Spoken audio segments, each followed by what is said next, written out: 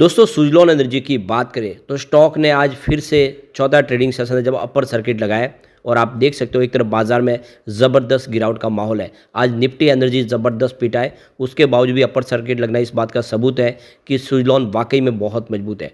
और ये जो तेज़ी बनी इसके पीछे सबसे बड़ा रीज़न है मॉर्गन स्टैनली की तरफ से ओवरवेट की रेटिंग देना और साथ में जियोजित फाइनेंशियल ने भी इसके नए टारगेट दिए। तो क्या सुज़लॉन में अब सारी मुसीबतें खत्म होती हुई दिखाई दे रही है या आने वाले समय अभी भी कुछ और टेंशन बाकी है, कुछ पेन अभी भी बाकी है? तो यहाँ पे मैनेजमेंट की तरफ से काफ़ी शानदार बयान निकल कर आए जो ये साबित करता है कि सुज़लॉन एक बड़ी लंबी रेस के लिए तैयार हो चुका है। लेकिन फ्रेंड्स उससे पहले अगर आप पहली बार हमारे चैनल पे आए तो चैनल को सब्सक्राइब कर दीजिए, एक बेल आइकॉन दबा दीजिए ताकि जब भी नया वीडियो बने पहला नोटिफिकेशन आपको मिले। वीडियो पसंद आए तो लाइक से ज़रूर कीजिए। चलो फ्रेंड्स वीडियो स्टार्ट करते हैं। मैं हूँ आपका दोस्त SP दवे और हमारे अपने चैनल ऑनलाइन कमाई में आपका बहुत बहुत स्वागत है। तो सबसे पहले निफ्टी एनर्जी की बात करें तो आज 35,789 के स्तर पे क्लोजिंग थी। 794 पॉइंट की ज़बरदस्त गिरावट देखने को मिली, यानी 2.17% गिरा है निफ्टी एनर्जी। ये जो बाजार में आज गिरावट है इसके पीछे वजह गौतम अदानी है। गौतम अदानी के ऊपर US में एक बहुत बड़ा इल्ज़ाम लगा कि उन्होंने बहुत बड़ी भारी मात्रा में ब्राइब दिया है और अपने प्रोजेक्ट को हासिल करने के लिए। और देख सकते हो इसने एक पूरा मामला गरमा दिया है। सभी के सभी शेयर आज धराशायी हुए गौतम अदानी ग्रुप के और देख सकते हो बाजार पे भी उसका निगेटिव असर देखने को मिला। लेकिन सुज़लॉन ने इसके बावजूद भी बेहतर किया है। तो देख सकते हो स्टॉक की जो शुरुआत है वो पॉजिटिव हुई, 63.90 पर क्लोजिंग कल की 62.22 के आसपास थी।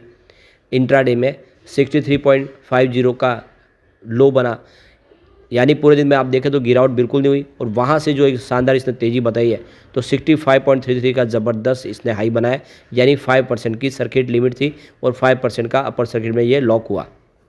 अब यहाँ पे गौर करने वाली बात है कि भले ही 5% का अपर सर्किट लगा उसके बावजूद भी वॉल्यूम ज़बरदस्त बढ़ा है। इसकी बात है समझ सकते हो कि इतने भारी वॉल्यूम में कामकाज होने का मतलब है कि बड़े फंड हाउस इस लेवल पे जम के खरीदारी कर रहे हैं, क्योंकि रिटेल इन्वेस्टर के दम पे इतना वॉल्यूम नहीं बढ़ सकता।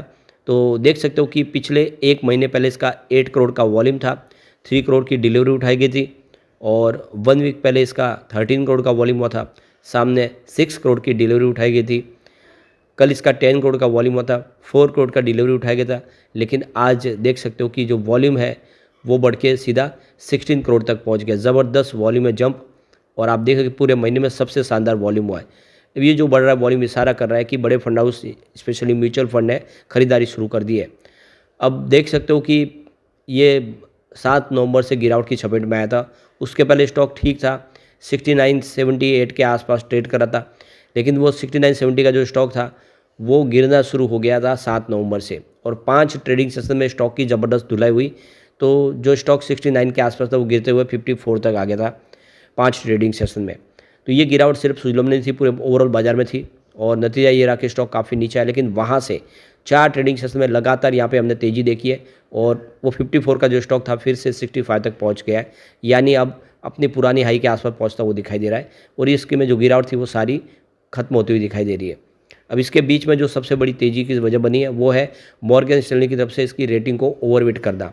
तो इक्वल रेटिंग थी उसको ओवरवेट कर दिया है, लेकिन सामने उन्होंने टारगेट को घटाया है। 78 का टारगेट था पहले, जिसको अब 71 किया है। तो ये 71 का टारगेट तो पहले दिया था जब शेयर की प्राइस काफ़ी ऊपर थी, उसके बाद भारी भरकम गिरावट हुई तो इन्होंने अपने टारगेट को भी थोड़ा नीचे लाया है। 71 के आसपास इस समय टारगेट दिया है, जो करंट लेवल से 20% का अपसाइड दिखा रहा है।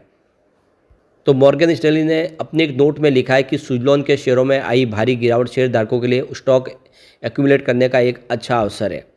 ब्रोकरेज फर्म का मानना है कि विंड एनर्जी सॉल्यूशन प्रोवाइडर के पास मजबूत कारोबार है।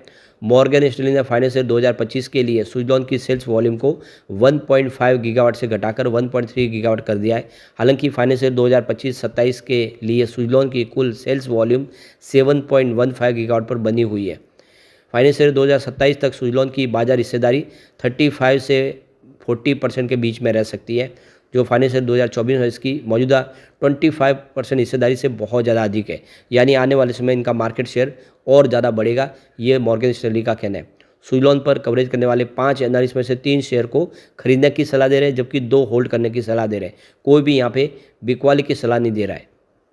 दूसरी तरफ तो जियोजीत फाइनेंशियल सर्विस ने भी इसमें खरीदारी की सलाह दी है। उन्होंने इसका 68 रुपीज़ का टारगेट सेट किया है। तो जियोजीत फाइनेंशियल सर्विस के टारगेट के हिसाब से करंट लेवल से 9% की तेज़ी देखने को मिल सकती है। 1995 में बनी हुई इस कंपनी का इस समय जो मार्केट कैप है वो 84,951 करोड़ के आसपास है और काफ़ी तेज़ी से कंपनी का कारोबार बढ़ रहा है। ऑर्डर बुक इसकी बहुत मजबूत है और इसीलिए जियोजीत फाइनेंशियल सर्विस को भरोसा है कि स्टॉक आने वाले समय बेहतर कर सकता है। कंपनी का कारोबार लगातार बढ़ रहा है। यहाँ पे कुछ जो सेवरल फैक्टर्स है उसके ऊपर इन्होंने हाईलाइट किया है। तो इस समय जो स्टॉक है वो बुलिश जोन में दिखाई दे रहा है। कंपनी ने जो पिछले दिनों एक फैसला किया है रिनो मंदी जी का अधिग्रहण करने का, जिससे सोलर सेक्टर में भी कंपनी की एंट्री अब मजबूत हो जाएगी। सोलर सेक्टर में भी कंपनी अपने ग्रोथ को बढ़ा पाएगी और देख सकते हो कि इनका जो वैल्यूशन है वो काफ़ी अट्रैक्टिव लग रहा है।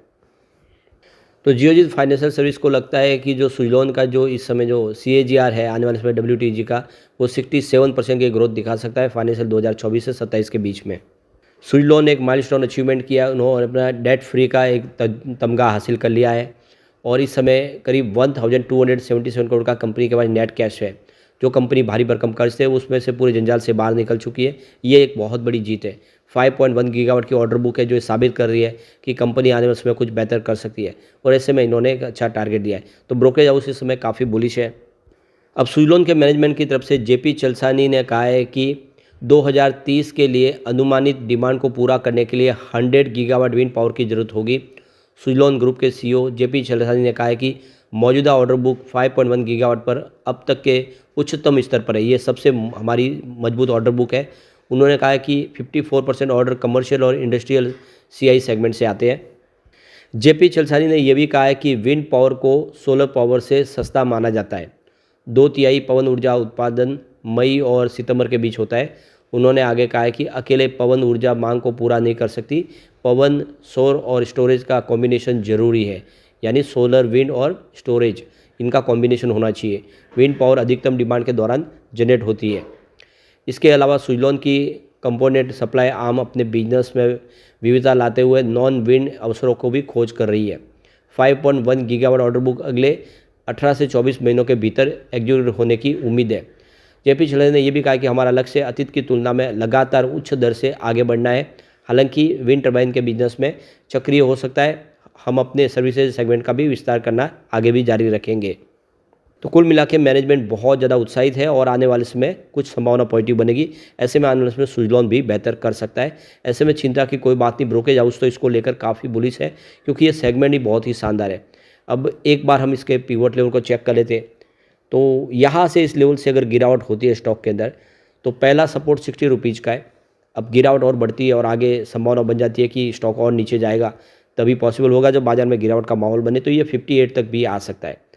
अब गिरावट और बढ़ती है और बाजार में संभावना ऐसी निगेटिव बनती है, जिस तरह से आज बाजार गिरा और गिरता है तो 57 तक इसका तीसरा सपोर्ट है। यानी बड़ी गिरावट में 57 तक स्टॉक जा सकता है, पर ये तभी पॉसिबल है जब बाजार में काफ़ी बड़ी गिरावट का माहौल बन जाए, वरना इसके नीचे जाने की संभावना फिलहाल इतनी ज़्यादा नहीं है।